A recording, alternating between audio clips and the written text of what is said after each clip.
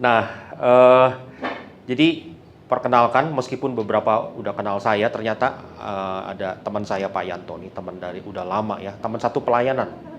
Oke, saya Hendrik Timadius, saya melayani, saya ini gembala di daerah Citra Raya Cikupa.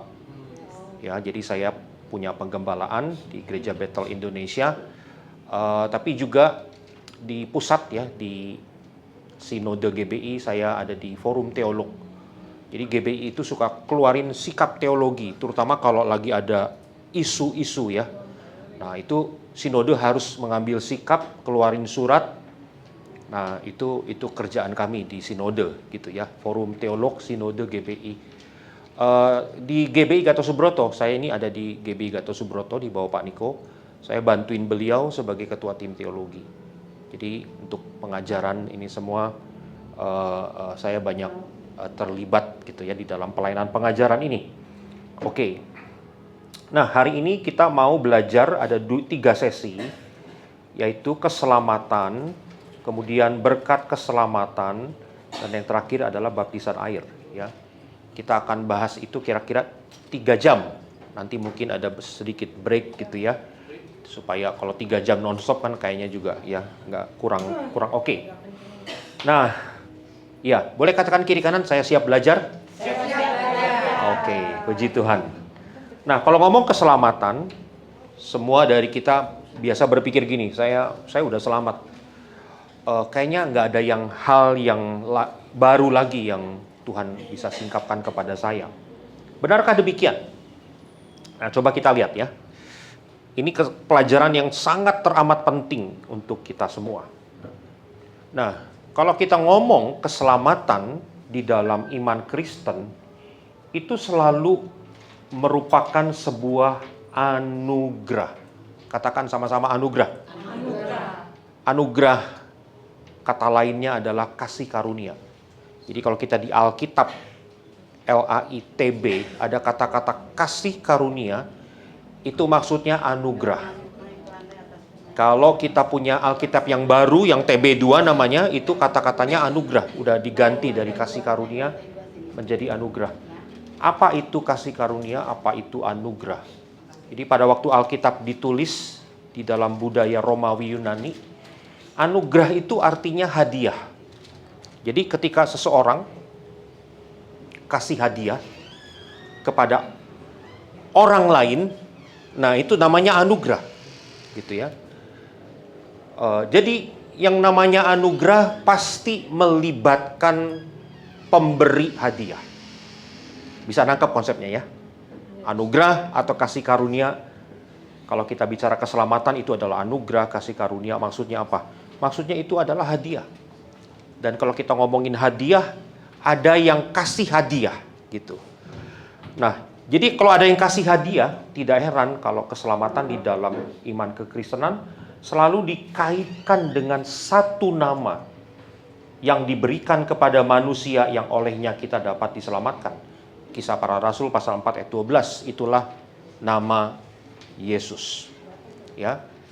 Coba cek, adakah iman yang seperti ini, di mana keselamatannya tidak dikaitkan dengan apa yang kamu perbuat, tidak dikaitkan dengan pewahyuan yang nggak semua orang tahu, ini sebagian orang tahu pewahyuan ini, yang dapat pewahyuan selamat. Jadi untuk dapat pewahyuan orang harus nyepi atau gimana gitu ya. Ada nggak keselamatan seperti ini yang dikaitkan dengan satu nama, yaitu Yesus? Jawabannya nggak ada, saudara ya. Hanya satu-satunya ini yang seperti ini. Nah, jadi Yesuslah yang memberi hadiah itu. Yesuslah yang memberi anugerah keselamatan itu. Simple, bisa dipahami ya. Saya akan bahas ini. Konsepnya cukup dalam, tapi saya mau sampaikan dengan bahasa yang sederhana. Nah, masalahnya begini. Kalau orang ngomong keselamatan, siapa yang pernah dengar istilah sekali selamat tetap selamat? Sering dengar ya? Oke. Terutama ini yang dulu 5 tahun, 7 tahun yang lalu ada yang namanya hyper grace. Hyper grace gitu ya. Begitu kamu terima anugerah, terima hadiah, saya terima hadiah, udah saya pegangin hadiah ini, saya selamat gitu ya. Apapun yang saya lakukan sesudah saya terima hadiah anugerah keselamatan ini tidak berpengaruh kepada keselamatan saya.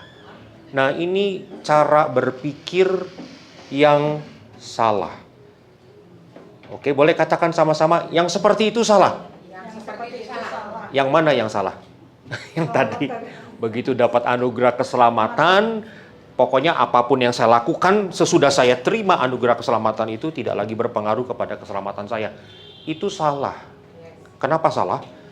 Di dalam konteks budaya Romawi Yunani pada saat Alkitab ditulis, pada saat Alkitab menulis ada yang namanya anugerah. Anugerah itu seperti ini. Pada saat seseorang diberi anugerah, gitu ya, dikasih hadiah, kepada Bapak dikasih hadiah gitu, oke. Nah, saya yakin Bapak pernah dikasih hadiah kan sama seseorang, minimal sama ibu, sama istri kan, oke. Apa yang lakukan sesudah Bapak dikasih hadiah? Waduh, terima kasih, bersyukur. Bapak ada kepikir nggak nanti giliran saya balas hadiah itu? Betul ya? Selalu kepikir. Apalagi kalau orang yang kasih hadiah sama kita adalah orang yang sangat kita kenal, orang yang dekat sama kita. Pasti saya akan balas hadiah ini. Nah, yang namanya anugerah atau kasih karunia di dalam perjanjian baru, itu konsepnya seperti itu. Jadi nggak ada namanya terima hadiah anugerah keselamatan, lalu ya udah terima anugerah kan, perbuatan saya tidak menentukan keselamatan kan. Kalau begitu saya bebas dong melakukan apapun, nggak ada yang begitu. Yang ada adalah begitu terima hadiah, yang terima hadiah akan berpikir, saya harus jaga baik-baik hadiah ini, dan saya harus balas kebaikan ini kepada Tuhan Yesus yang sudah memberikan keselamatan itu.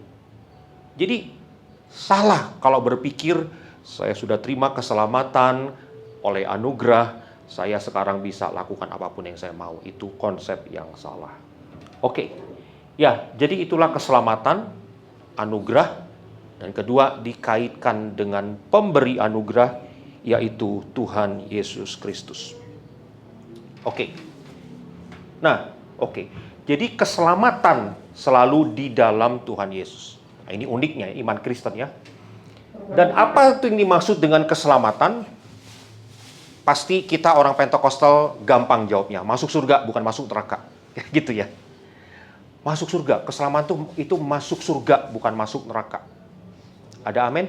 Amin. Tentu amin, nggak ada yang masuk neraka. Tapi pertanyaannya, sekarang kita udah masuk surga belum? Belum. Jadi belum selamat. Sudah masuk surga. Nah, udah. Kita udah diselamatkan. Udah diselamatkan. Betul.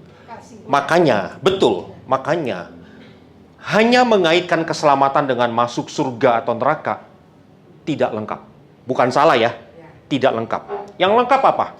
Keselamatan, kita baca sama-sama kalimat singkat ini ya. Oke, 2, 3. Keselamatan di dalam Tuhan Yesus adalah apa? Anugerah kehidupan baru yang mengalihkan kita dari kehidupan yang sedang menuju kebinasan kekal kepada kehidupan kekal. Anugerah kehidupan baru. Begitu kita terima Tuhan Yesus, kita terima anugerah kehidupan baru. Belum masuk surga nih, tapi kita sudah terima anugerah kehidupan baru. Kehidupan baru itu disebut hidup yang kekal. Nah, tapi memang banyak orang berpikir hidup yang kekal itu nanti baru dimulai di surga. Salah. Hidup yang kekal sudah dimulai saat ini, di saat kita terima Tuhan Yesus. Oke ya, itulah keselamatan di dalam Tuhan Yesus Kristus. Anugerah kehidupan atau kehidupan yang baru atau kehidupan yang kekal. Oke. Nah, dari mana awal mulanya keselamatan itu? Dari kitab Kejadian. Sejak semula Allah telah merancangkan bahwa manusia itu kalau hidup, dia harus hidup bersama dengan Tuhan. Ingat ya, tadi keselamatan apa? Di dalam Yesus, anugerah kehidupan baru. Ya gitu ya, kepada kehidupan yang kekal gitu.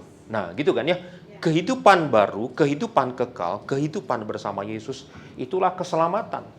Dan kalau kita lihat di kitab Kejadian, kita lihat nggak di situ manusia bersama dengan Tuhan? Iya, di Taman Eden. Ya. Jadi Taman Eden adalah tempat di mana manusia tinggal dan Tuhan juga ada di Taman Eden. Gitu ya. Luar biasa itu. Nah, jadi Tuhan dan manusia punya hubungan. Bahkan manusia diciptakan supaya punya hubungan dengan Tuhan. Kalau Tuhan mau ciptakan manusia dan Tuhan tidak bermaksud punya hubungan dengan manusia, maka Tuhan tidak akan taruh manusia di Taman Eden. Ya, nggak tahu ditaruh di mana yang jauh dari Tuhan. Tapi diciptakannya di Taman Eden, tempat di mana Tuhan juga tinggal. Berarti apa? Berarti Tuhan menciptakan manusia untuk sebuah hubungan. Di dalam sebuah hubungan pasti ada yang namanya kehendak bebas. Katakan sama-sama kehendak bebas. Kalau sebuah hubungan dipaksa di luar kehendak, maka hubungan itu bukan hubungan yang sejati. Betul ya? Oke. Tapi hubungan yang sejati hanya terjadi kalau kedua pihak yang menjalin hubungan itu masuk ke dalam hubungan itu karena kehendak bebas mereka. Itulah sebabnya manusia yang diciptakan ditaruh di Taman Eden untuk bersama dengan Tuhan adalah manusia yang punya kehendak bebas. Pada saat ketemu dengan ular itu, manusia itu bisa pilih kan? Betul ya? Dan kita tahu kan apa yang dipilih oleh manusia pada saat itu. Memilih untuk berontak dari Tuhan sehingga akhirnya terpisah dari Allah. Nah, oke. Jadi yang pertama, kalau ngomongin keselamatan itu selalu bicara bahwa Tuhan itu sudah merancangkan manusia dari awalnya untuk punya hubungan dengan Dia. Dengan kata lain, selamat gitu ya. Oke, tapi kita tahu ada kejadian dengan ular itu. Nah, apa yang terjadi? Gara-gara kejatuhan dosa, maka manusia terpisah dari Allah. Masih ingat pelajaran minggu lalu, Pak Robi sampaikan tentang kejatuhan manusia dalam dosa? Apa yang Bapak Ibu tangkap dari pelajaran itu? Kenapa kita harus belajar tentang dosa? Kita sekarang udah selamat di dalam Tuhan Yesus. Kenapa sih kita harus belajar tentang kejatuhan manusia dalam dosa? Itu kan udah terjadi gitu ya. Kita ngomong yang ke depan aja, nggak usah ngomongin yang belakang lagi. Kenapa kita ngomongin kejatuhan dalam dosa? Apa gunanya? Kalau kita ingat kembali pelajaran yang sudah disampaikan Pak Robi. Saudara ingat? Dampak dari kejatuhan manusia dalam dosa seperti apa? Satu, hubungan antara manusia dengan Tuhan rusak. Komunikasi ke atas rusak. Komunikasi horizontal dengan sesama rusak. Kain dan Habel. Kesadaran manusia akan dirinya sendiri rusak. Gambar diri hancur dan sebagainya. Apalagi? Dengan Allah rusak, dengan sesama rusak, dengan diri sendiri rusak, dengan seluruh ciptaan rusak. Itu ya, karena itulah kecenderungan manusia. Itu apa ya? Mengeksploitasi bumi, kira-kira gitu ya. Jadi hubungan dengan manusia dengan ciptaan rusak. Nah, coba bayangkan dampak yang begitu mengerikan dari dosa. Apa respon kita? Respon kita kalau tahu hal tersebut, kita berpikir gini ya, wah celaka Tuhan, saya nggak mungkin selamat. Nggak ada satupun yang saya bisa lakukan supaya saya selamat.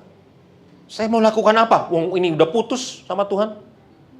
Saya mau baik apa sama orang? Wong udah gara-gara dosa hancur. Memang orang masih bisa baik sih ya, di depan masih bisa baik gitu kan. Saya mau lakukan apa? Udah hancur. Saya mau lakukan yang baik apa sama diri sendiri juga hancur, rusak.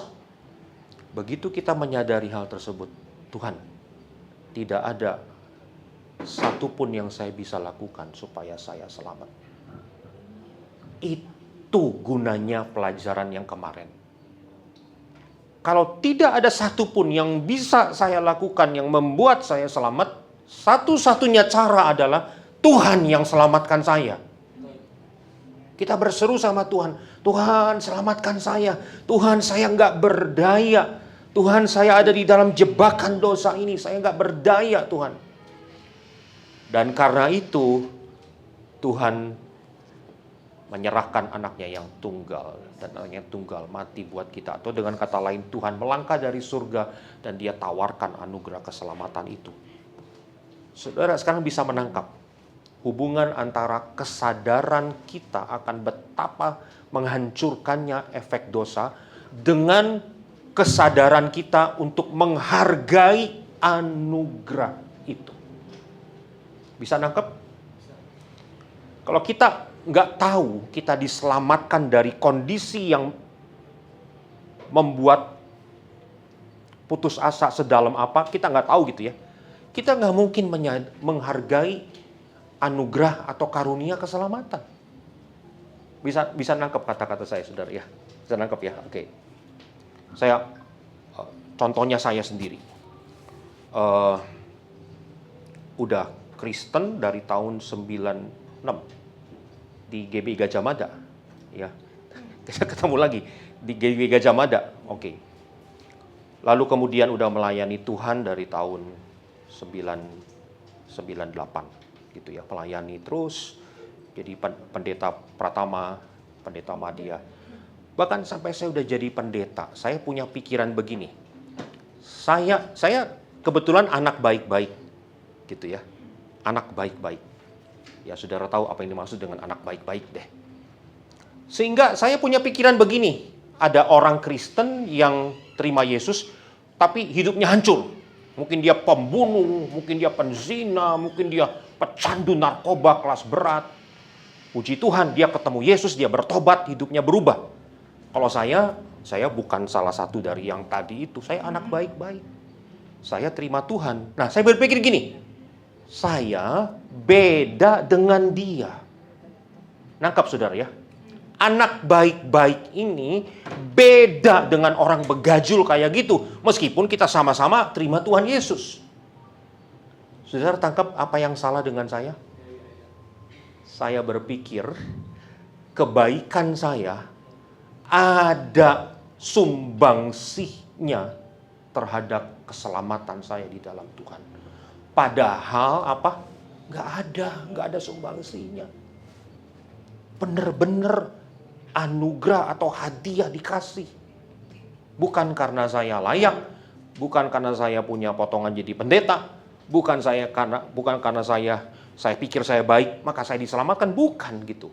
Nah, kesadaran itu akhirnya membuat saya dibawa Tuhan untuk menyelami seperti apa itu anugerah. Jadi sampai saya jadi pendeta, saya tahu anugerah, saya tahu teologi tentang kasih karunia, tapi saya tidak betul-betul menyadari, saya tidak betul-betul merasakan betapa berharganya anugerah itu. Dan saya sebetulnya tidak layak menerimanya. Bukankah Alkitab bilang tidak seorang pun yang baik? Betul ya, saya pikir saya baik kan, anak baik kan? Ya. Alkitab bilang tidak seorang pun yang baik. Jadi saya pun sebenarnya tidak baik, sama seperti teman saya yang tadi itu tuh, yang narkoba segala macam, sama-sama nggak baik. Karena kita nggak baik dan kita tidak berdaya, kita perlu anugerah. Coba bayangkan, ada hadiah namanya anugerah, diberikan bukan kepada orang yang layak menerima hadiah. Kalau kita kasih hadiah ulang tahun, kita berikan kepada orang yang kita pikir ini orang yang layak saya kasihi, gitu kan ya? Oke, saya utang budi nih. Betul, Pak Yanto gitu nggak? Utang budi sama seseorang, kira-kira gitu ya, Pak Yanto ya. Nah, dan yang kasih hadiah, waktu kita kasih hadiah kita pikir ini orang baik. Atau mungkin ada yang saya pengen sesuatu dari dia, saya kasih hadiah. Nah, selalu ada alasannya, ini orang saya kasih hadiah karena apa? Karena baik, karena ada potensi nanti bikin networking, dan sebagainya. Gitu ya. Tidak pernah ada orang yang saya mau kasih hadiah kepada orang yang paling saya benci, paling jahat sama saya. Nggak ada. Kecuali Bapa di surga. Dia lakukan itu sama kita. Dia berikan hadiah keselamatan itu kepada orang yang tidak layak menerimanya. Kalau kita bersyukur, maukah kita berikan tepuk tangan buat Tuhan?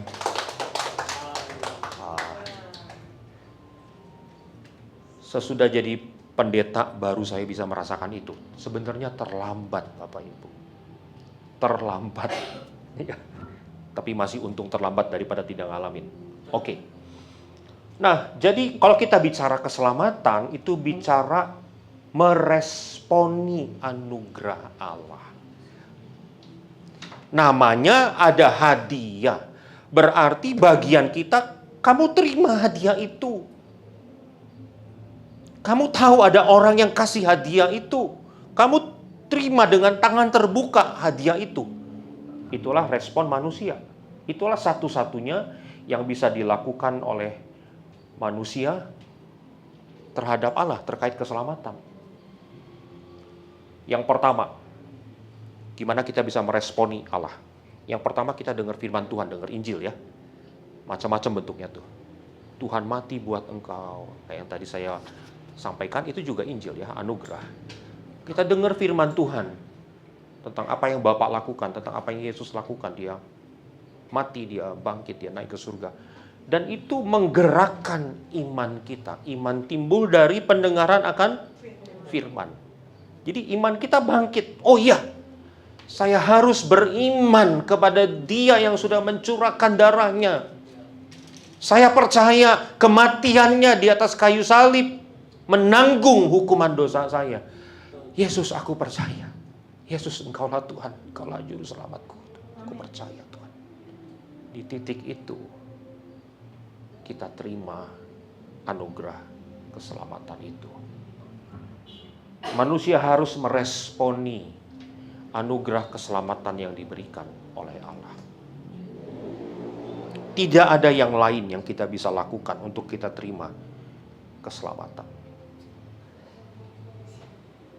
Nah, kita orang Pentekostal percaya pada saat tadi kita dengerin firman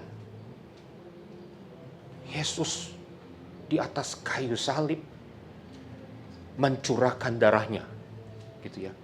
Tiba-tiba hati kita sangat tersentuh, gitu. Pertanyaannya, apa yang membuat hati kita tersentuh? Nah, ada beberapa faktor. Yang pertama, iman yang bangkit karena mendengar firman Tuhan, betul ya? Yang kedua, kita orang Pentekostal percaya ada Roh Kudus yang bekerja menjamah hatimu. Kita udah dengerin firman itu 3 kali, mungkin yang pertama belum bertobat, yang kedua belum beriman, yang ketiga baru. Kenapa yang ketiga? Nah, di situ ya Roh Kudus benar-benar jamah. Jadi ada kuasa firman, ada kuasa Roh Kudus yang terlibat, yang membuat kita bisa beriman, dan lewat iman kita menerima anugerah keselamatan itu. Wow. Mana ada yang seperti itu, saudara? Tidak ada ya, kecuali keselamatan di dalam Tuhan Yesus. Jadi dengan demikian, kalau kita bicara keselamatan, hanya ada satu yang kasih hadiah, yaitu Tuhan Yesus. Sehingga dengan demikian, Yesus adalah satu-satunya jalan keselamatan dan tidak ada yang lain. Kita hidup di zaman, ini zaman kita sekarang ini adalah zaman yang toleran. Kamu jangan sombong-sombong, ngaku-ngaku keselamatan cuma ada di dalam Yesus. Kamu harus hargai orang lain juga. Siapa tahu mereka juga dapat dari Tuhan gitu ya. Nggak lewat Yesus. Kita lewat Yesus, orang lain lewat jalan yang lain. Kita hargai dong. Kamu jangan mengeklaim satu-satunya jalan hanya lewat Tuhan Yesus. Kamu sombong banget. Nah, kita itu sekarang, apalagi anak-anak kita nih, cucu-cucu kita, hidup di zaman yang seperti itu. Itulah yang terjadi, yang bikin heboh pendeta yang satu itu kemarin ya. Itu udah ada pernyataan sikap dari GBI. Heboh kan? Gara-gara. Oke. Nah, jadi coba dicek deh. Yang seperti ini belum tentu ada di hati anak-anak kita. Silakan cek ya, kita harus pastikan jadi kayak gini itu nggak populer sekarang. Berarti tugas kita untuk bukan hanya menghidupi ini, tetapi iman yang kita miliki harus kita bagikan minimal kepada generasi yang Tuhan percayakan kepada kita. Berarti generasi itu bicara anak-anak kita, bicara jemaat kita, bicara murid-murid kita. Kita harus tularkan iman yang seperti ini. Yesus adalah satu-satunya jalan. Oke. Nah, apa yang Yesus kerjakan di dalam keselamatan ini? Nanti kita akan lihat ya. Nah, ini singkat dulu. Yesus menebus dengan harga yang mahal dan lunas. Pertanyaannya, apa yang ditebus? Apa yang dibayar sama Yesus? Yang ditebus oleh Yesus adalah diri kita. Kayak orang, kalau sekarang ada penggadaian segala macam gitu ya. Orang bayar sesuatu berikut bunganya untuk menebus barang yang dia gadaikan. Kira-kira gitu istilahnya. Jadi membayar untuk menebus sesuatu. Tapi Yesus bukan untuk menebus sesuatu, dia untuk menebus orang, yaitu kita. Kita ditebus. Jadi nggak tahu sebelum ditebus kita ada di mana, itu punyanya siapa? Punyanya kuasa dosa. Sekarang sama Yesus ditebus, artinya sekarang kamu milikku, gitu. Ya itu maksudnya penebusan ya. Jadi yang ditebus adalah kita. Jadi yang ditebus bukan dosa-dosa kita. Nah, perhatikan baik-baik ya. Yang ditebus adalah kita. Sehingga kita pindah tangan sekarang menjadi miliknya Tuhan Yesus. Nah, penebusan itu terjadi dengan cara harga atau upah dosa yang terjadi karena manusia berdosa. Betul ya? Setiap dosa ada upahnya, dan upah yang paling akhir adalah maut namanya. Upah dosa adalah maut. Setiap dosa ada upahnya. Jadi Tuhan gak mungkin selamatkan manusia kalau Tuhan betul-betul adil ya. Tuhan gak mungkin selamatkan manusia. Kamu orang berdosa, sini, aku selamatkan. Tuhan, saya berdosa, Tuhan. Gak apa-apa, gak masalah, aku yang pemilik, aku pencipta kamu kok. Ya udah sini aja, yang penting kamu udah selamat. Tuhan gak adil. Karena dia yang berfirman, upah dosa adalah maut. Kalau dia mau selamatkan seseorang yang berdosa, berarti satu-satunya jalan adalah upah dosa itu siapa yang bayar. Nangkep, saudara. Siapa yang bayar upah dosa itu?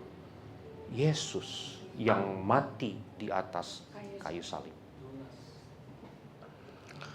Saudara tahu kenapa kematian Yesus di kayu salib mencurahkan darah? Kita lihat di Perjanjian Lama, ketika Israel berdosa, sepanjang tahun mereka berdosa. Karena itu setiap tahun sekali satu orang namanya imam besar harus masuk ke kemah Musa, ke ruang Maha Kudus. Di situ ada tabut. Tabut adalah kehadiran Allah. Di atas tutup tabut itu si imam besar harus memerciki darah binatang. Tutup tabut namanya tutup pendamaian. Katakan sama-sama, tutup pendamaian. Artinya Allah berdamai kembali dengan umatnya. Ini tutup tabut, tutup pendamaian namanya. Nah, pendamaian hanya bisa terjadi kalau ada darah yang dicipratkan kepada tutup pendamaian itu. Darahnya dari mana? Dari binatang yang disembelih di luar kemah Musa, disembelih. Jadi binatang itu tidak boleh dibunuh dengan cara yang lain, tidak boleh diracun, tidak boleh dipukul, tidak boleh dipatahkan tulangnya gitu. Satu-satunya cara untuk membunuh kurban binatang itu disembelih, supaya apa? Ketika disembelih darahnya tercurah. Darahnya ditampung, dan darah inilah yang dicipratkan ke tutup pendamaian supaya dosa-dosa umat Israel ditanggung oleh Tuhan. Kenapa Yesus harus mencurahkan darahnya? Karena upah dosa adalah maut. Dan karena Allah adalah adil. Ya, oke. So, jadi Yesus Kristus menebus dengan harga yang mahal dan lunas. Satu kali saja Sang Anak Domba Allah itu mencurahkan darahnya. Cukup satu kali. Tidak usah tiap tahun sekali seperti di Perjanjian Lama. Tidak usah berulang-ulang darahnya tercurah. Cukup satu kali. Maka harga upah dosa itu sekarang dibayar oleh darah Tuhan Yesus. Lewat inilah Yesus menyelamatkan kita. Oke. Nah, selanjutnya saudara ya, saya mau lihat dulu abis ini ada apa. Oke.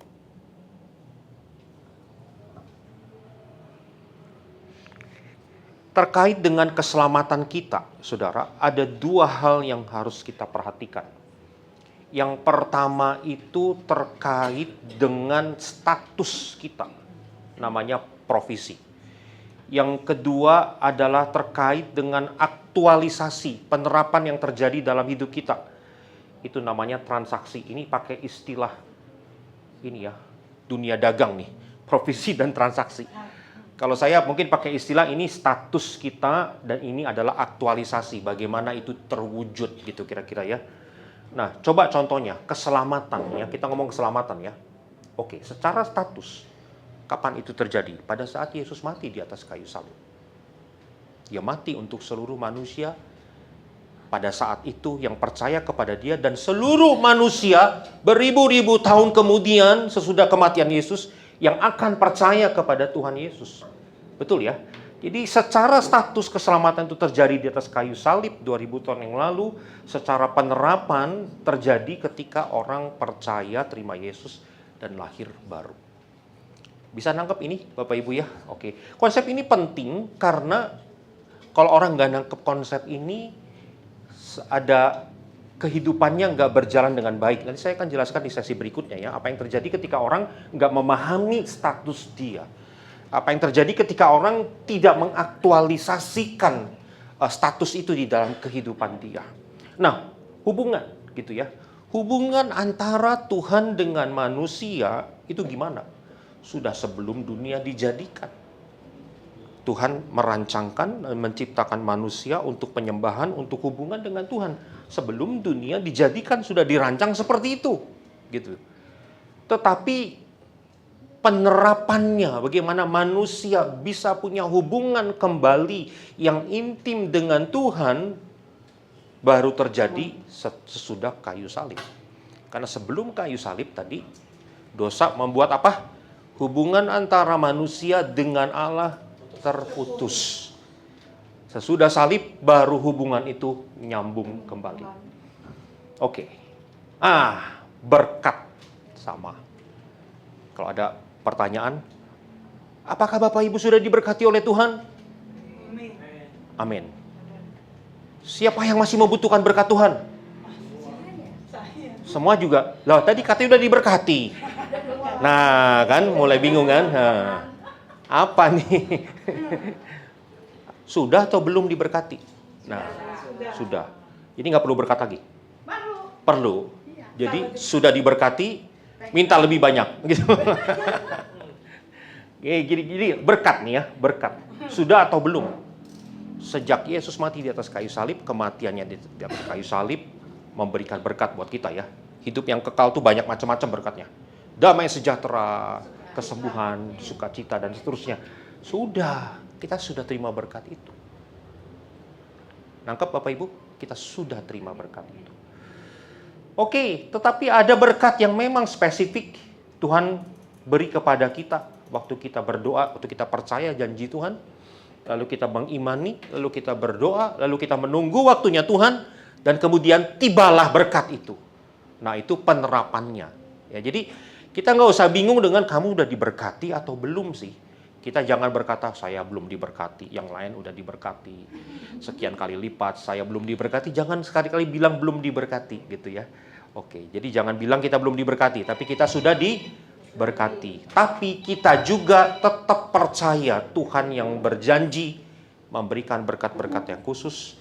Kita bisa beriman kepada janji itu, dan kita berdoa, dan kita menerima berkat yang khusus itu di dalam kehidupan kita. Bapak Ibu bisa menangkap ini, konsep ini.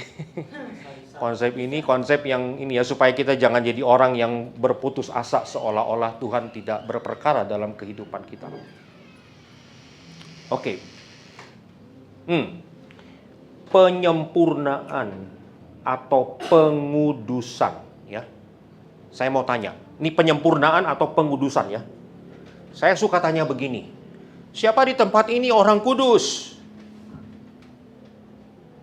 Siapa di tempat ini orang kudus? Nah, biasanya respon seperti ini yang saya dapatkan. Kenapa Bapak Ibu nggak angkat tangan ketika saya tanya, siapa di tempat ini orang kudus? Pasti kita berpikir begini, bukan saya sombong, bukan.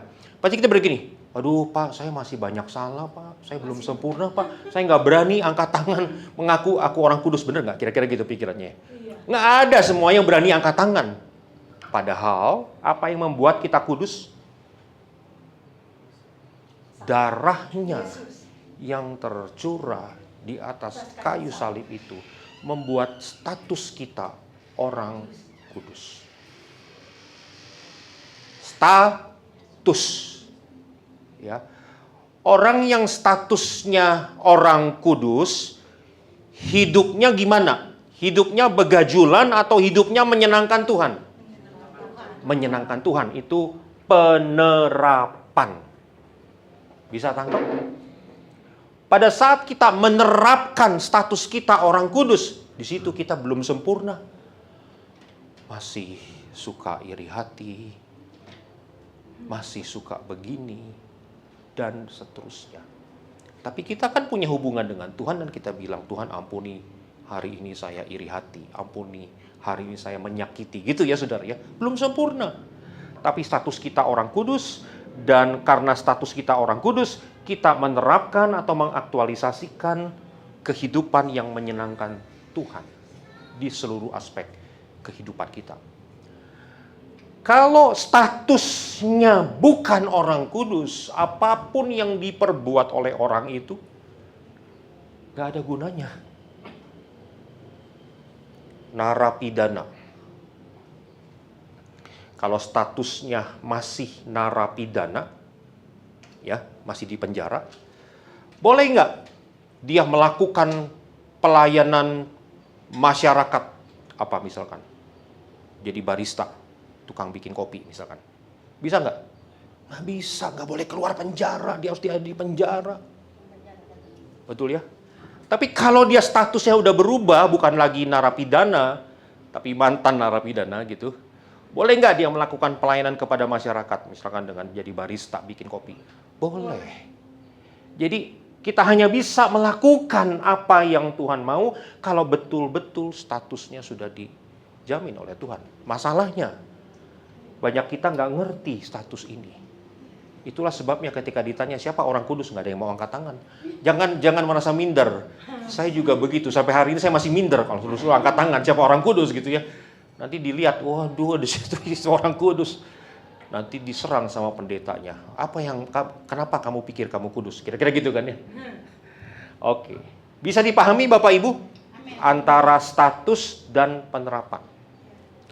Kalau kita pakai pola pikir ini, ada banyak hal di dalam kehidupan keselamatan kita yang kita bisa jalani lebih baik ya. Oke.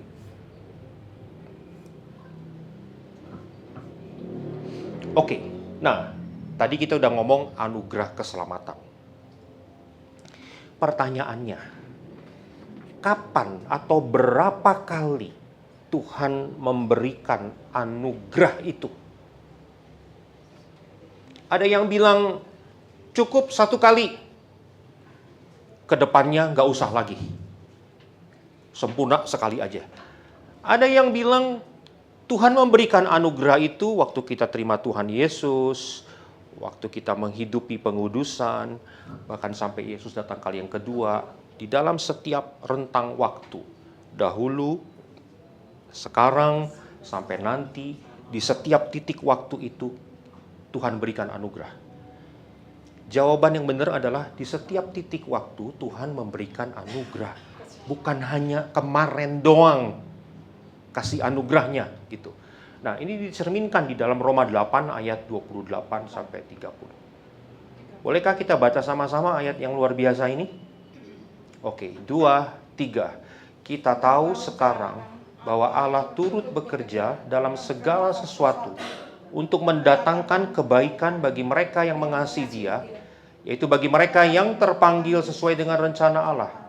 Sebab semua orang yang dipilihnya dari semula, mereka juga ditentukannya dari semula untuk menjadi serupa dengan gambaran anaknya, supaya ia anaknya itu menjadi yang sulung di antara banyak saudara. Mereka yang ditentukannya dari semula, mereka itu juga dipanggilnya. Dan mereka yang dipanggilnya, mereka itu juga dibenarkannya. Mereka yang dibenarkannya, mereka itu juga dimuliakannya. Ada berapa banyak kata yang dimulai dengan awalan di, ditentukan, dibenarkan, dimuliakan. Kata di artinya apa? Berarti Tuhan yang lakukan itu. Kita dibenarkan karena Tuhan yang lakukan itu. Berarti itu anugerah. Apalagi kita dikuduskan, Tuhan yang lakukan itu. Berarti itu adalah anugerah. Kita dimuliakan itu terjadi nanti pada saat Yesus datang kali yang kedua. Kita dimuliakan, Tuhan yang lakukan itu. Berarti itu juga adalah anugerah. Nah, jadi kalau ngomongin keselamatan, itu bukan hanya di satu titik, tetapi sebuah rentang proses. Katakan sama-sama, proses keselamatan. Oke ya, nah ini yang saya mau tunjukin. Mungkin saya langsung ke gambar aja biar lebih gampang, lebih cepat, lebih enak menjelaskan.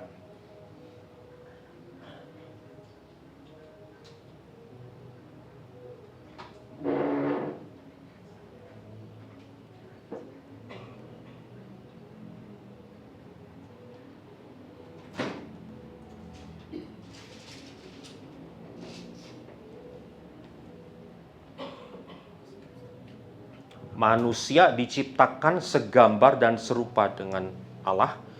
Lalu kemudian manusia berdosa, statusnya menjadi hamba iblis, terikat dosa dan dikuasai oleh dosa. Dan berarti ujungnya adalah maut, hukuman kekal di neraka.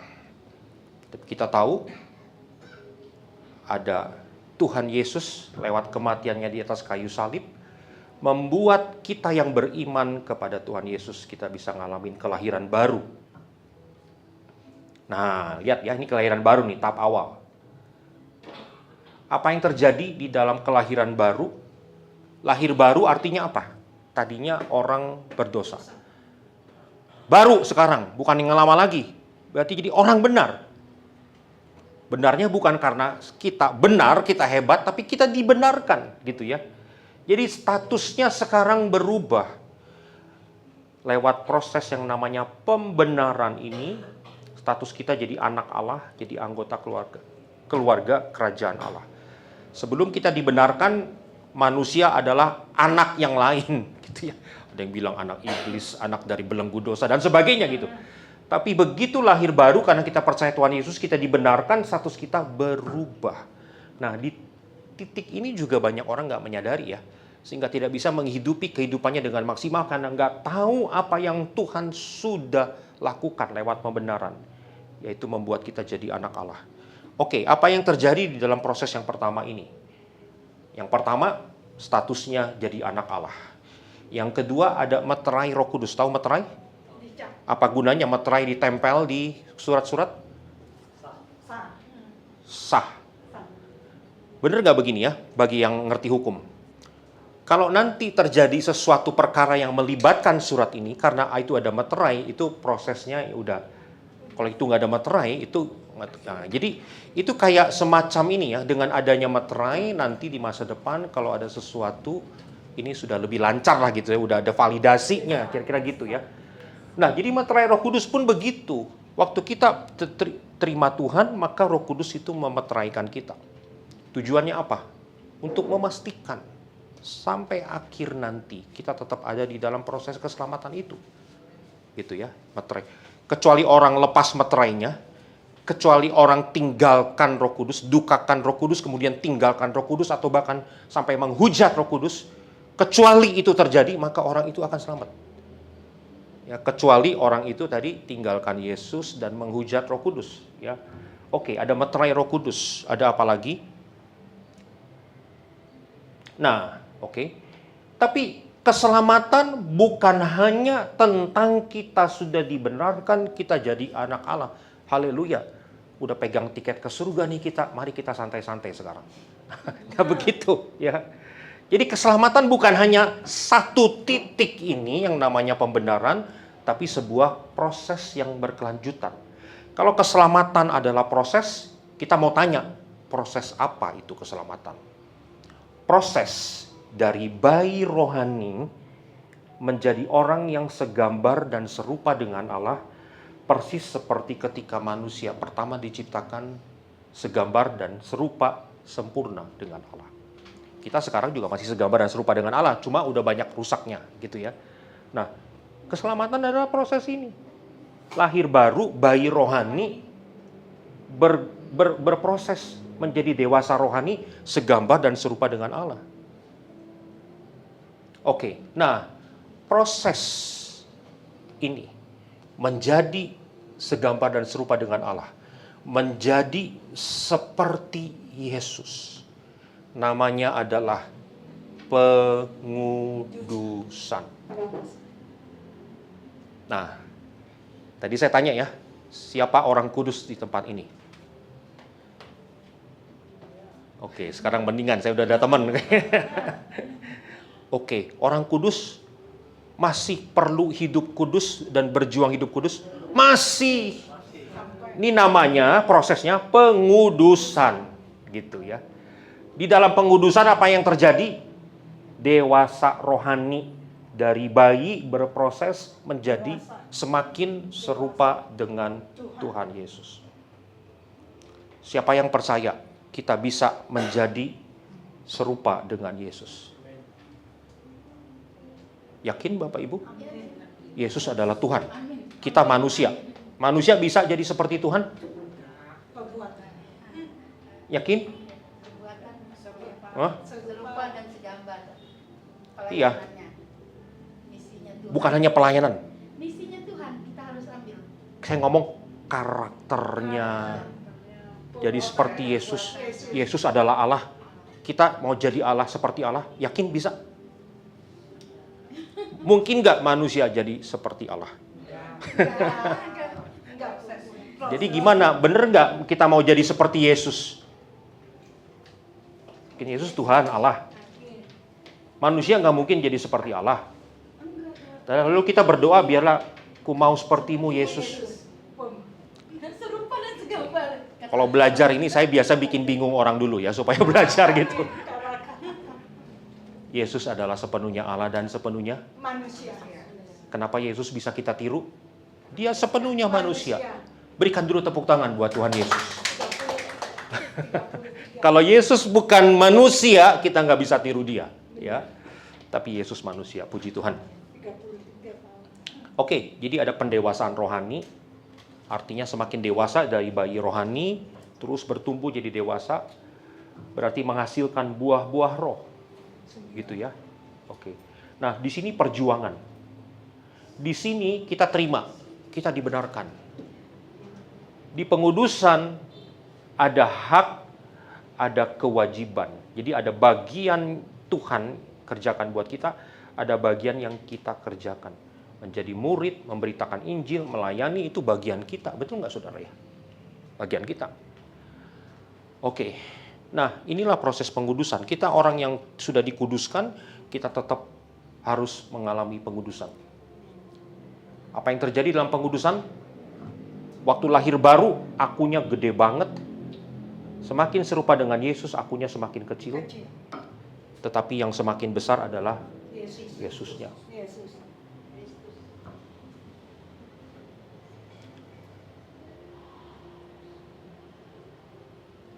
Sampai tiba waktunya nanti, proses akhir dari keselamatan adalah namanya pemuliaan. Bapak Ibu, pernah merenung nggak? Orang-orang yang kita layani di dalam pelayanan kedukaan, tidak satu pun sempurna. Ada yang kita pernah melayani, kita bersyukur hari ini Bapak Ibu, Bapak A atau Ibu B ini orang yang sudah sempurna. Kenyataannya orang yang kita layani, orang percaya yang meninggal, belum ada yang sempurna ya. Betul? Masuk surga nggak? Orang yang masih ada kerut-kerut, cacat-cacat, masuk surga nggak, Bu? Masuk surga kalau dia percaya sama Tuhan, sudah didoa. Ya, tapi ada cacat kerutnya belum sempurna. Dia berdoa sebelum masih hidup. Ya, surga kan tempat di mana kesempurnaan, kemahakudusan Allah. Ini manusianya masih ada cacat kerut. Bisa masuk surga. Kalau dia bertobat, Pak. Bertobat dan terima Ya, sebelum pelayanan. Pertanyaannya gini. Kesempurnaan itu harus terjadi. Hendaklah kamu sempurna, kata Yesus, seperti Bapakmu sempurna. itu mustahil tercapai atau mungkin tercapai? Mungkin. Mustahil. Jadi Yesus minta sesuatu kepada kita yang mustahil kita lakukan. Udah paling susah ini udah. Kan tidak ada yang mustahil. Kalau nggak diginiin nggak belajar ya Bapak Ibu ya. Sengaja digojok-gojok dulu. Ya kan nggak ada yang mustahil. Jadi kesempurnaan itu harus tercapai. Di titik mana orang jadi orang yang dibenarkan, orang yang mengalami pengudusan, akhirnya sempurna. Di titik pemuliaan. Pemulihan. Pada saat kedatangan Tuhan Yesus kali yang kedua, ketika kita berjumpa muka dengan Yesus, kita mengenal Tuhan dengan sempurna. Oke. Nah, di titik itulah kesempurnaan itu terjadi. Bisa dimengerti ya Bapak Ibu ya? Jadi lahir baru, bayi, anak, pemuda, dewasa, serupa dengan Tuhan Yesus, pakai mahkota. Itulah kesempurnaan itu. Sekarang, lihat. Di titik pembenaran, apa yang dipulihkan oleh Tuhan? Roh kita dipulihkan, sehingga kita bisa berseru, ya Aba, ya Bapa. Artinya roh kita bisa connect lagi dengan Tuhan. Betul ya? Roh kita dipulihkan. Dalam pengudusan, apa yang dipulihkan? Jiwa kita yang kikir, Tuhan kikis supaya jadi murah hati. Yang susah mengampuni, Tuhan ubahkan supaya jadi orang yang mengampuni. Yang tidak bisa mengasihi, Tuhan ubahkan supaya bisa mengasihi. Jiwanya, karakternya dipulihkan oleh Tuhan. Roh sudah dipulihkan pada saat pembenaran. Jiwa sedang dipulihkan oleh Tuhan saat ini, kita lagi dikuduskan. Roh udah, jiwa udah dipulihkan. Apa yang belum dipulihkan? Manusia terdiri dari 3 bagian, yaitu roh, jiwa. Nah, oke, roh, jiwa, dan tubuh. Roh sudah dipulihkan, jiwa sedang dipulihkan. Apa yang belum dipulihkan? Tubuh akan dipulihkan, belum dipulihkan. Tubuh kita masih tubuh yang bisa sakit dan mengalami kematian yang pertama. Akan tiba saatnya nanti, di saat pemuliaan, di saat Tuhan Yesus datang menjemput kita, tubuh kita diubahkan menjadi tubuh kebangkitan, tubuh yang sempurna, tubuh yang tidak lagi bisa mengeriput, tubuh yang tidak lagi bisa mengecap maut, tubuh yang siap menghuni surga. Jadi proses keselamatan kita bisa lihat juga dalam konteks roh dipulihkan, jiwa dipulihkan, tubuh dipulihkan seutuhnya. Karena itu Paulus berdoa, aku berdoa supaya roh, jiwa, dan tubuhmu terpelihara sempurna pada saat kedatangan Tuhan. Ya, ada kata sempurnanya. Kapan sempurna itu terjadi? Pada saat kedatangan Tuhan. Sekarang udah sempurna belum? Belum sempurna. Tapi kita tetap ikut Yesus, tetap pegang Yesus, tetap didiami Roh Kudus. Amin. Jadi yang kita nggak kemana-mana, belum sempurna gitu ya. Tapi harus disempurnakan sebelum langit dan bumi yang baru, surga kekal itu tiba. Oke, tubuh dipulihkan. Nah, dari sudut pandang yang lain, saya bisa lihat 3 proses keselamatan ini dalam kaitannya apa yang terjadi dengan dosa kita. Di dalam pembenaran, kita dibebaskan dari hukuman dosa. Katakan dibebaskan dari hukuman dosa. Harusnya kita dihukum, tapi Yesus yang dihukum. Kitanya bebas. Bebas dari apa? Dari hukuman dosa, yaitu maut. Ya. Oke, di dalam proses pengudusan ini, kita dibebaskan dari kuasa dosa. Katakan dibebaskan. Dari apa? Kuasa dosa. Belenggu dosa. Saudara tahu kan dosa itu kayak belenggu, mengikat seseorang. Supaya orang tersebut bikin dosa lagi, nggak bisa kemana-mana, kira-kira gitu ya. Nah, kalau kita betul-betul diselamatkan oleh Tuhan Yesus, kita harus melihat sekarang ini, kita yang sudah dibenarkan oleh kematian Tuhan Yesus, kita sekarang ini harus melihat pengudusan terjadi. Belenggu itu semakin goyah. Nggak tiba-tiba hilang semua belenggunya, belum. Belenggu itu kalau ibarat ikatan itu semakin lepas. Karakter dosanya semakin luntur. Akunya semakin kecil. Kita sedang dibebaskan dari kuasa dosa sekarang ini.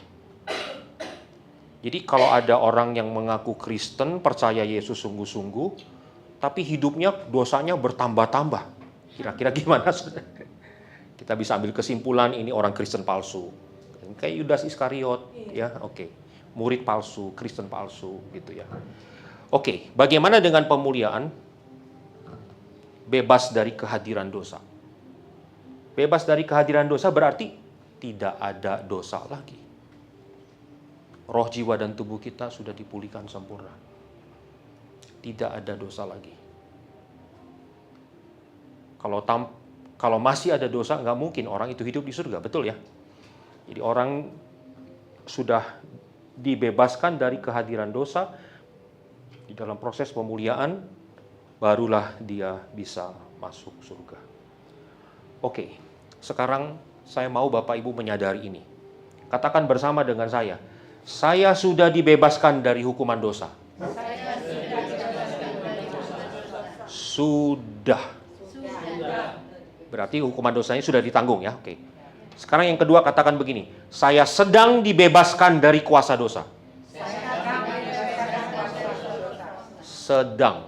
Sekarang ini ya. Oke. Tapi yang lagi kita nantikan. Yuk kita katakan begini. Saya akan dibebaskan dari kehadiran dosa. Bisa dimengerti? Saya sudah dibenarkan. Saya sedang dikuduskan, saya akan dibebaskan dari kehadiran dosa. Tepuk tangan buat Tuhan Yesus. Wow, luar biasa. Nah, anugerah diperlukan di titik ini. Kita dibenarkan. Bukan usaha kita, berarti dikasih oleh Tuhan. Anugerah diperlukan di titik pengudusan. Kita emangnya bisa hidup kudus tanpa bantuan kuasa firman, tanpa bantuan kuasa roh? Bisa? Nggak mungkin, gitu ya. Ada anugerah di titik ini. Di titik ini, apalagi gitu ya, ada anugerah yang membuat kita bisa dimuliakan. Bisa berjumpa dengan Tuhan Yesus. Nah, jadi tidak tepat anggapan yang bilang, ya sudah terima anugerah, ya sudah beres, nggak usah lagi lakukan hukum Tuhan, nggak usah lagi perhatikan menyenangkan hati Tuhan. Tuhan udah sepenuhnya senang sama kita kok. Ya, enggak begitu, saudara. Ya, kita lihat ada proses yang terus-menerus terjadi supaya kita semakin serupa dengan Yesus, yang berarti semakin menyenangkan hati Allah sampai akhirnya tiba kesempurnaan itu. Saya harap mulai hari ini, saudara tidak ragu-ragu lagi untuk bilang amin kepada doa Tuhan Yesus. Hendaklah kamu sempurna seperti Bapamu di surga. Sempurna.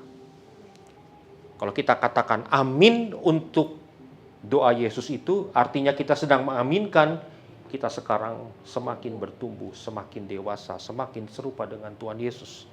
Akan tiba waktunya kita sempurna. Berikan tepuk tangan buat Tuhan Yesus. Haleluya. Oke, Bapak Ibu, ini bagian yang paling penting di dalam 3 sesi. Jadi saya mau ambil waktu 10 menit lagi ya. Nanti yang bagian kedua, bagian ketiga sebenarnya lebih singkat. Oke.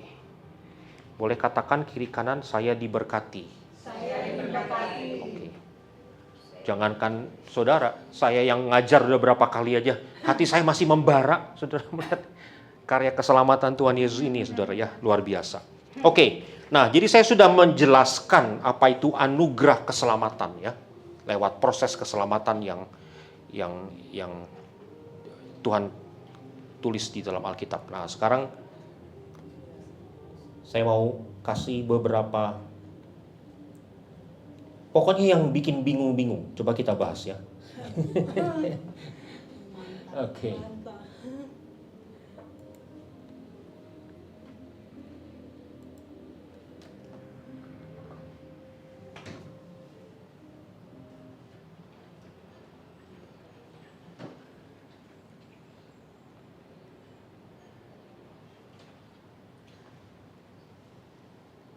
Ini udah semua. Oke. Langkah menerima keselamatan. Menerima keselamatan itu ada 2 aspek ya. Berpaling kepada Yesus, berpaling, di belakang kita ada siapa? Dosa, kehidupan yang lama. Berpaling dari dosa, berpaling dari kehidupan yang lama, putar arah, sekarang kita berpaling kepada Yesus. Nah, jadi langkah pertama percaya dan menerima Yesus sebagai Tuhan dan Juru Selamat pribadi. Ya, ini pengertian Juru Selamat, kita tadi sudah bahas, dia yang mati untuk kita. Tapi sebagai Tuhan, Tuhan itu artinya Tuan. Ya, kurios. Tuan, Master, yang kita junjung tinggi, yang kita hormati, yang kita taati di dalam seluruh kehidupan kita. Jadi kalau tidak bersedia untuk menaati, untuk memberikan hak kita, hidup untuk diri sendiri ya gitu. Kita sekarang hak kita lepaskan, saya jadi budak Yesus. Kalau nggak bersedia untuk melakukan itu, nggak mungkin terima Tuhan Yesus. Tidak mungkin terima Tuhan Yesus hanya sebagai Juru Selamat, tanpa terima Tuhan Yesus sebagai kurios atau Tuhan atau Tuan atau Master. Jadi selalu Tuhan dan Juru Selamat ya. Nah ini lihat, bertobat dari kehidupan lama, ya berarti meninggalkan dosa, menyadari. Menjadi ciptaan yang baru. Gimana caranya kita jadi ciptaan yang baru, saudara? Tuhan buat kita jadi ciptaan yang baru. Waktu kita berpaling dari yang lama, berpaling kepada Yesus, kita sekarang jadi ciptaan yang baru. Jadi menjadi ciptaan yang baru bukan tentang sesuatu yang kamu buat apa kok jadi ciptaan yang baru. Enggak, saya nggak bisa melakukan apa-apa. Tuhan lakukan itu, saya berpaling dari dosa, berpaling kepada Yesus, dan sekarang saya menyadari, saya harus menyadari, saya bukan lagi yang dulu yang berpaling sama dosa, saya bukan lagi manusia lama, saya sekarang udah berpaling kepada Yesus, inilah manusia baru. Menyadari status manusia baru itulah, ini yang dimaksud dengan menjadi ciptaan yang baru ya. Menyadari saya manusia yang baru sekarang. Coba kita renungkan penerapannya ya. Ciptaan yang lama, manusia yang lama apa tadi? Sama dosa. Berarti manusia yang lama kalau lihat dosa, wih asik. Apalagi? Wah gampang, nggak sulit bikin dosa, gampang aja ya. Asik, gampang. Apalagi? Oh ya, itu manusia lama ya. Sekarang putar. Yesus, manusia baru. Oke, berubah nggak kesadarannya? Kalau dulu bilang dosa itu asik, sekarang Benci. iya benar kan? Iya. Atau dengan kata lain, sekarang hidup kudus itu asik. Asik. Nah masalahnya, kalau anak-anak muda disuruh ngomong gini, really? Hidup kudus asik? Nggak enak, dikekang abis-abisan, tidak ada kebebasan. Emang. Jujur aja nih, jujur. Paling enak itu bikin dosa, cuma masalahnya bikin dosa ke neraka. Jadi gua dilema nih, kira-kira gitu ya anak muda tuh. Jadi Jawabannya ada di siapa kamu sekarang. Kamu adalah manusia yang baru. Amin. Berarti dosa bukan lagi hal yang asik. Dosa bukan lagi sesuatu yang gampang dilakukan. Sekarang yang asik adalah hidup yang kudus menyenangkan Tuhan. Yang gampang, dalam tanda petik gampang ya, dilakukan adalah hidup kudus. Ini benar-benar paradigma yang susah diterima sama orang, benar nggak? Benar. Yang gampang itu bikin dosa, bukan hidup kudus. Hidup kudus mah susah, men. Kita ubah dulu paradigmanya ya, jadi manusia yang baru. Oke, kalau jadi manusia yang baru bisa. Kalau menyadari identitas sebagai ciptaan yang baru bisa hidup selaras dengan firman Tuhan. Ini perjuangan kita. Susah banget ya mentaati Tuhan. Berat banget ya. Kita tanya dulu, siapakah aku sekarang? Manusia yang baru. Ciptaan yang baru. Yang tidak lagi suka bikin dosa. Yang kesukaannya adalah melakukan apa yang Tuhan suka. Kalau kita menyadari jati diri itu, baru kita bisa hidup selaras dengan firman Tuhan. Oke.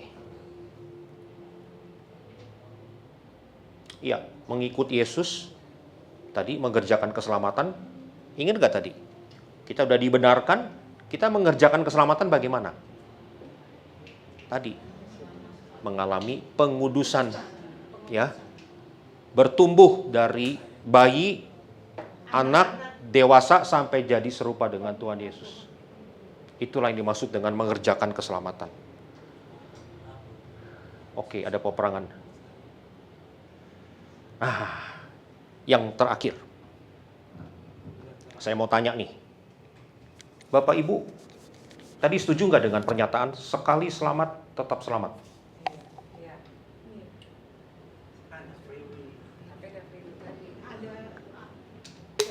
Sekali selamat tetap selamat, amin? Amin. Yakin amin? Amin. Sekali selamat. Tadi awalnya jawabannya tidak, tadi lagi awal-awal ditanya. Ini dia, dilema ini. Kalau bilang sekali selamat tetap selamat, amin. Amin, saya percaya kuasa Tuhan yang memelihara saya. Kalau dibilang, oh enggak, saya enggak amin. Sekali selamat tetap selamat, enggak amin. Gitu ya. Kan manusia punya kehendak bebas.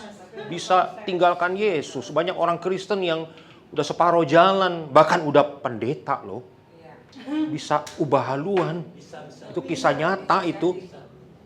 Ya, bener nggak sekali selamat tetap selamat? Nah, itu dilema kita tuh. Itu namanya jaminan keselamatan. Itu namanya jaminan keselamatan ya. Oke. Nih, ada beberapa pandangan tentang jaminan keselamatan. Yang pertanyaan yang tadi, amin Bu. Sekali selamat tetap selamat, amin. Amin. Nah, ini dia yang pertama nih. Orang yang terima keselamatan tidak akan pernah berpaling dari Tuhan. Gitu. Lah, tapi kenyataannya ada yang berpaling dari Tuhan kan? Kalau begitu apa yang kita bisa katakan tentang pendeta yang udah pindah perahu itu? Oh, itu pendeta palsu. Dia tidak benar-benar menerima keselamatan. Makanya dia bisa dengan enteng pindah perahu. Kira-kira gitu kita ngomongnya ya. Ini pandangan yang pertama. Kegigihan orang kudus. Kalau kita terima jaminan yang seperti itu. Oke, ada pandangan yang, nah kalau dibuat jadi ekstrim, sekali selamat tetap selamat dalam arti tenang, jangan khawatir gitu ya. Kamu lakukan apapun sekali selamat tetap selamat. Oh enggak, bukan gitu maksudnya gitu ya, bukan gitu. Makanya jawabannya amin atau enggak amin itu dilema, Bu. Oke. Nah, yang pandangan yang kedua, kegigihan orang kudus tapi ada kondisinya. Apa? Dia harus meresponi keselamatan yang dia terima. Berkomitmen dalam pertumbuhan rohani. Gitu ya. Kayak tadi saya bilang, Kristen, amin, amin. Coba gimana? Sebelum Kristen, dengan sesudah Kristen, dosanya banyakan mana? Kalau dosanya banyakan sudah jadi Kristen, artinya apa nih? Apakah dia meresponi keselamatan dengan pertumbuhan rohani, dengan pengudusan? Udah jadi Kristen malah semakin jadi bayi gitu. Semakin berbeda dengan Yesus. Nah, berarti ada kondisi ya. Betul ya? Iya. Gitu. Oke. Nah, kalau ini dibuat jadi ekstrim, enggak. Keselamatan ada kondisinya. Kamu harus begini, kamu harus begitu, begini loh, gitu loh. Lama-lama keselamatan kita ditentukan dengan daftar ini, itu, dan ini, itu. Legalisme. Ya, saudara lihat ada dua pandangan ini masing-masing punya titik ekstrim ya. Yang sekali selamat tetap selamat, jadi orang yang tenang, berbuat dosa juga selamat gitu kan ya. Oke. Yang kedua ini ada kondisinya. Enggak, kamu harus sungguh-sungguh dalam keselamatan, kamu harus begini, begini, begitu. Lama-lama lupa bahwa keselamatan anugerah, lama-lama berpikir keselamatan karena daftar perintah. Tuhan. Itulah legalisme. Jadi gimana Pak? Ini saya bingung nih Pak, terus terang nih Pak. Bukan ini, bukan itu. Oke, yang terakhir ya. Nah, ini yang proporsional. Jadi keselamatan itu bersyarat. Syaratnya apa? Manusia harus memberikan respon. Ya, oke. Oke. Yang kedua, keselamatan itu tersedia sepanjang jalan hidup kita. Jadi sepanjang kehidupan kita terus meresponi Tuhan. Udah dibenarkan, ya Tuhan, saya terima anugerah kebenaran. Sekarang saya dikuduskan, kita responi. Gitu ya. Ya Tuhan, saya lagi dibentuk sama Tuhan sekarang. Tuhan, Roh Kudus mampukan saya untuk saya semakin serupa dengan Yesus. Nah, itu dia, ini dia. Di sepanjang jalan kehidupan kita, kita terus meresponi Tuhan, gitu. Iya, perlu dikerjakan ya. Jadi ada keseimbangan antara kasih karunia dan kebenaran. Betul, oleh kasih karunia kita diselamatkan, bukan oleh perbuatan kita. Tapi kasih karunia yang sejati, yang menyelamatkan kita, pasti menghasilkan perbuatan yang menyenangkan Tuhan. Amin ya. Tapi jangan dibalik loh. Oke, perbuatan kamu harus baik, kamu harus menyenangkan Tuhan, maka kamu diselamatkan. Bukan itu. Bukan ya. Kita terima anugerah dulu, tapi anugerah itu bukan anugerah pepesan kosong, bukan sekedar diterima doang, tapi kita terima anugerah, kita akan menjadi orang-orang yang berbuat kebenaran, berbuat kebaikan. Inilah pandangan yang berimbang tentang keselamatan. Ya, bisa mengerti Bapak Ibu? Jadi bukan sekedar sekali selamat tetap selamat, bukan sekedar tunggu dulu ada kondisinya gitu ya. Tapi tadi jawabannya, setiap jalan kehidupan kita harus terus meresponi Tuhan. Ada keseimbangan antara kasih karunia dan kebenaran. Lupa kasih karunia, kita jadi legalisme. Tapi kita nggak mau tutup mata kepada semua aturan Tuhan, kita jadi hyper grace. So ya, jadi imbang, harus imbang. Ya, oke. Iya, saya rasa itu Bapak Ibu tentang keselamatan. Kita akan break dulu 5 menit. Semoga Roh Kudus memampukan kita untuk melakukan ini ya. Tuhan Yesus memberkati. Kita break dulu 5 menit sebelum masuk ke sesi selanjutnya.